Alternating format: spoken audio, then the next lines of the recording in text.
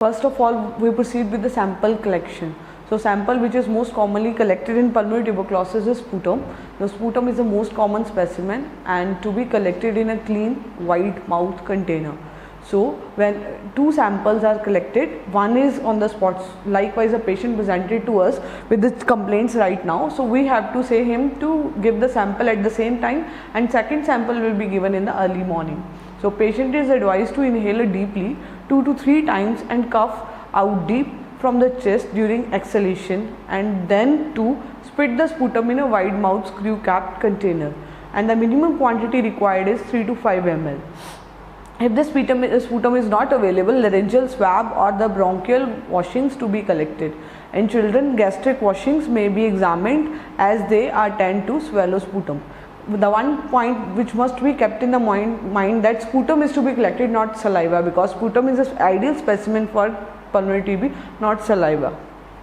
So whenever the sample is collected, we have to decontaminate it. So what is the purpose of decontamination? Decontamination is done to inhibit the normal flora, and digestion is done to liquefy the thick pus cells and homogenization. Likewise, if the patient has given a sputum sample, it may be mucoid or mucopurulent, or it may be salivary. Though salivary sample is not ideal, so it may be mucoid or mucopurulent. If it is a mucopurulent, then it means it is having a thick pus. So homogenization is required to detect and to have a diagnosis of the pulmonary TB and concentration of the specimen. So this basically decontamination, digestion and concentration is done in case of culture. Fine. So whenever we have to prepare a smear is to be prepared directly from the specimen, whereas when we have to proceed with the culture, we have to do a decontamination. So decontamination, the two methods are used. Earlier Petroff method was used, and now modified Petroff method. Modified Petroff method, the sputum is mixed with 4% NaOH in the equal quantity as that of sputum, and then it is centrifuged, and the sediment is neutralized with phosphate buffer saline, and the color changes to pale. So other method is NALC method, in which 2% NaOH is used. NALC is used to liquefy the sputum, and NaOH kill the normal flora. So first of all, we proceed with the microscopy. So Zn staining. Zn staining is by the name of the scientists Zeal and Nielsen, and it is easy to perform and specific. It lacks sensitivity. That is, minimum 10 power 4 bacilli per ml of sputum sample is to be required to have a content of the bacilli to have it to be positive.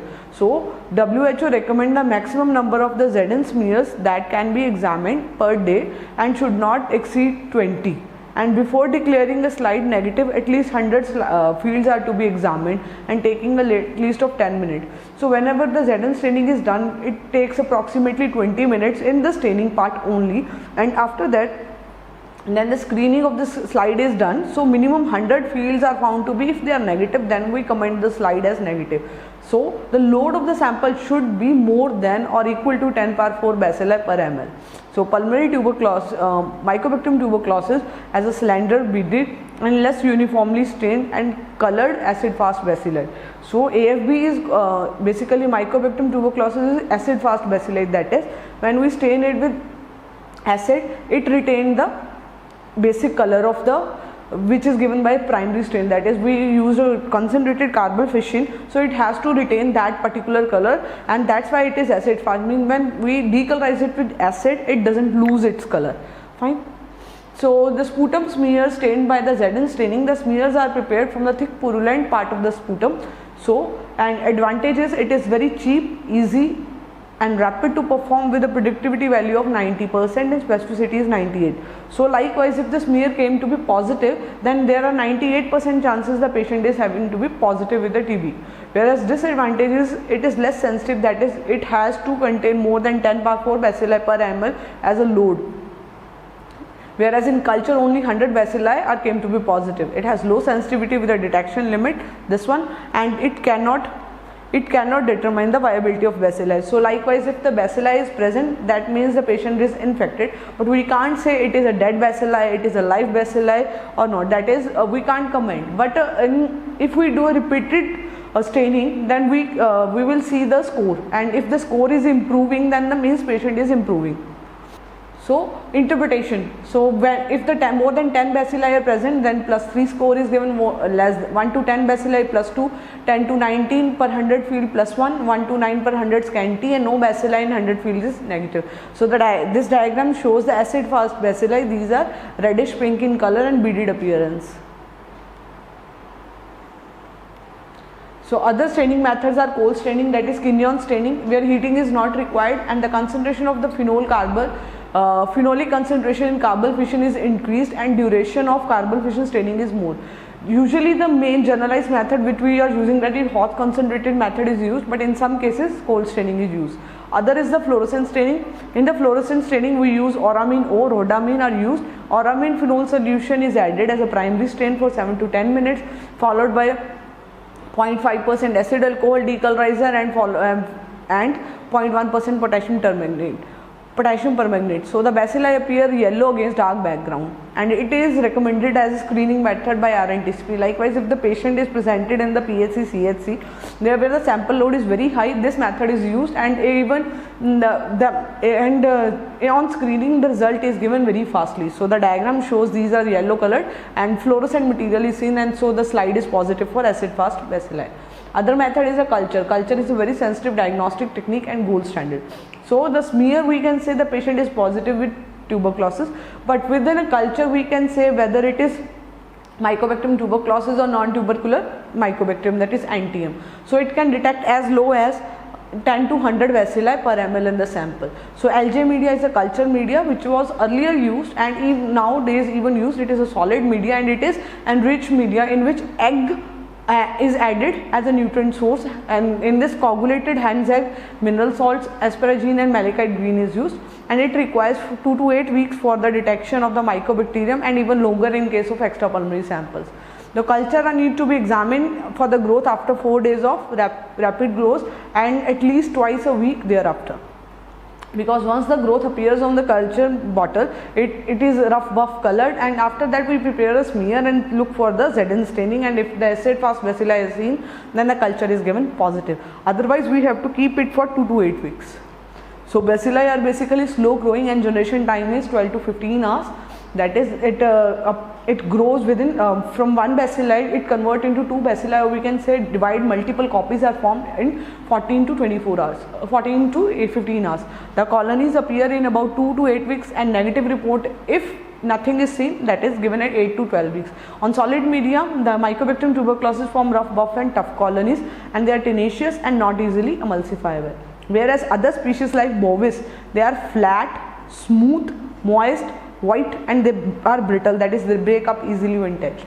So this is the LJ media, that is green color due to malachite green stain which dye which is added, and there is rough, buff and tough colonies are seen on the LJ media.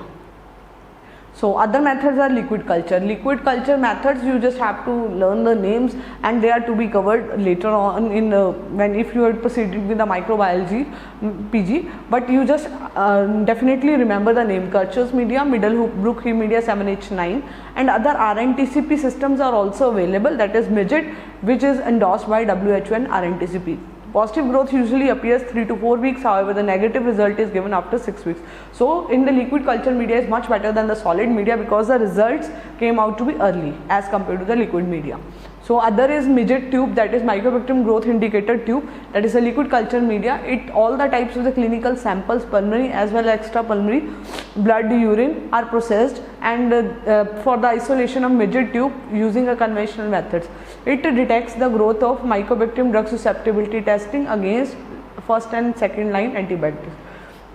I forget to tell that the scoring which I mentioned earlier in the smear part, that is for only sputum sample, not for the extrapulmonary sample. In extrapulmonary sample, even a single bacilli came to be positive, whereas in pulmonary you have to calculate the number of bacilli per field. Fine. So moving further, the principle, a fluorescent compound is embedded in a silicon on the bottom of the round bottle tube. The fluorescent compound is sensitive to the presence of the oxygen dissolved in the broth. Initially, the large number of the dissolved oxygen quenches the emission of the compound and little fluorescence can be detected. Later on, actively respiring microorganisms consume the oxygen and allow the fluorescence to be detected. Likewise, the oxygen is present there, and oxygen it dissolved in the broth. So it quenches the material, fluorescent material, and it is not able to produce a fluorescence. Whereas when the organism grow, it uses the oxygen, so oxygen is less, so the quenching part is removed and fluorescence is detected. So this is the diagram showing the midget tubes, and this is the computer. We select the workflow, then we insert the tube, we scan the tube first, and then we insert the tube, and then they are loaded at the particular LED location which the computer beeps, and if it comes to be positive, it comes plus sign beep up, and if it is negative, the negative came out. So identification, the colonies grown on the LJ media and the broth flagged positively on the midget are for such AFB staining, and if they are found to be positive, the further test has to be done, that is MPT64 antigen. It is done for detecting rapid test, whereas other is MALDI-TOF. Other biochemical tests which are usually not used these days because automated system is used everywhere. Likewise, but you have to remember the names, that is niacin test, nitro reduction, tween 80 hydrolysis, neutral red test, aryl sulfatase test, catalase test, peroxidase test, amidase test, and susceptibility to pyrazinamide and TCH. And animal inoculation technique, it is now absolute, now we are not using it. So first test is niacin test. The human tuberculosis bacilli form a niacin when grown on egg containing media. So when the egg containing media is used, these bacilli they form a niacin, and 10 material used is 10% cyanogen bromide and 4% aniline, and 96% ethanol is added. So this is the diagram showing the no change in the color of alpha naphthol, so TB bacilli is absent, and if it is a change in color to the red, then it means it is positive. So these are the other differential tests which I said these are done earlier now. These are niacin, nitrate reductase, heat stable, tween 80, iron uptake, and you have to just remember, at least you should remember Mycobacterium tuberculosis and avium complex, that these tests are positive in TB whereas they are absent in avian complex. So other recent methods which we are using, these are BACTEC, that is Leptocheck, SeptiCheck BACTEC, midget, mycobacteriophage detection assay, Mycobacterium redox test, MB BACTEC, and ESP cultures. So BACTEC 460, it is a specimen, it is basically a liquid media containing carbon 14 which is labeled with palmitic acid and Panta. Panta is basically a combination of antibiotics which are added. So growing mycobacterium utilizes the acid and releases the radioactive carbon dioxide, and which is detected. So the daily increase in the GI output is directly proportional to the amount of growth in the media. So advantages, these are rapid MEST, and we can also detect the drug susceptibility testing, that is we have to give isoniazid or rifampicin to the patient, we can detect it, and it is we are able to differentiate it from TB complex from NTM. So NTM is basically non-tubercular bacilli. Fine, the TB bacilli colonies are basically, we can say, beaded, uniform stained, and other, these are thin bacilli, they are not similar to that of them. So disadvantages, they are very expensive and hazardous. So this is the BACTEC machine showing these are the culture bottles, the barcode is over there, we can scan the barcode and insert that in a machine. So other are immunodiagnosis, that is for hypersensitivity reaction MON2 test is done. Likewise, you have heard about BCG, means that we insert 0.1 ml of PPD injected intradermally on the flexor aspect of the forearm of the patient, and we look for the induration or any redness after 48 to 72 hours. Likewise, always remember, we don't interpret the result after 72 hours. There is recent methods are PCR and gene probe or molecular assays. So PCR basically it is a nucleic acid probe method and nucleic acid amplification test in which polymerase enzymes are used to amplify the copies. So it is very rapid method and highly sensitivity, that is only 1 to 10 bacilli if they are present per ml of the sputum sample, the patient came out to be positive.